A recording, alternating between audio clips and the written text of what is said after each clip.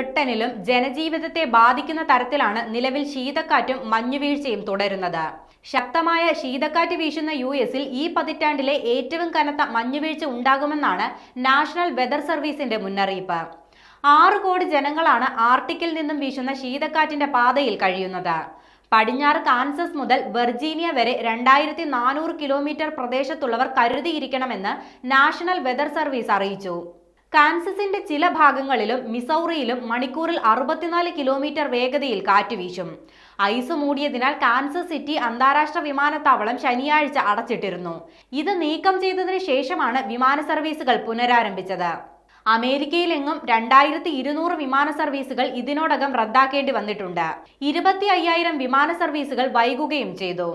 അപകടങ്ങൾ അടക്കം റിപ്പോർട്ട് ചെയ്യപ്പെടുന്ന സാഹചര്യത്തിൽ ജനങ്ങൾ വീടുകളിൽ തന്നെ കഴിയണമെന്ന് അധികൃതർ ജനങ്ങളോട് അഭ്യർത്ഥിച്ചു. പ്രധാന ദേശീയ പാതകൾ പലതും മഞ്ഞുമൂടിയ അവസ്ഥയിലാണ്.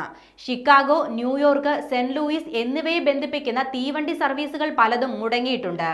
പലയിടത്തും റോഡുകളിൽ 40 സെന്റിമീറ്റർ കനത്തിൽ മഞ്ഞു മൂടിയതോടെ ബ്രിട്ടനിൽ ഗ്രാമീണ സമൂഹങ്ങൾ ഒറ്റപ്പെടൽ ഭീതിയിലാണ്. രാജ്യത്താകമാനമുള്ള വൈദ്യുത പ്രതിസന്ധി പരിഹരിക്കാൻ ശ്രമിക്കുകയാണെന്ന് വൈദ്യുത ശൃംഖലയുടെ മേൽനോട്ടം വഹിക്കുന്ന നാഷണൽ ഗ്രിഡ് പറഞ്ഞു. ബർമിംഗ്ഹാം, ബ്രിസ്റ്റൽ, കാർഡിഫ് എന്നിവിടങ്ങളിലാണ് പ്രധാനമായും വൈദ്യുതി മുടങ്ങിയത്. കൂടാതെ കനത്ത മഞ്ഞുവീഴ്ചയെ തുടർന്ന് പ്രീമിയർ ലീഗ് മത്സരം ഉൾപ്പെടെ വിവിധ കായിക മത്സരങ്ങളും മാറ്റിവെച്ചു. ലിവർപൂളിലെ ജോൺ ലെനൻ വിമാനത്താവളം, മാഞ്ചസ്റ്റർ വിമാനത്താവളം എന്നിവയുടെ റൺവേ ഞായറാഴ്ച അടച്ചിട്ടിരുന്നു. ഇവിടേക്കുള്ള വിമാനങ്ങൾ വഴിതിരിച്ചുവിട്ടു.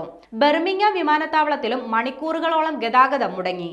ഈ ആഴ്ച മുഴുവൻ ഇടയ്ക്കിടെ ഗതാഗത പ്രശ്നം ഉണ്ടാകുമെന്ന് നാഷണൽ റെയിൽ മുന്നറിയിപ്പ് നൽകിയിട്ടുണ്ട്.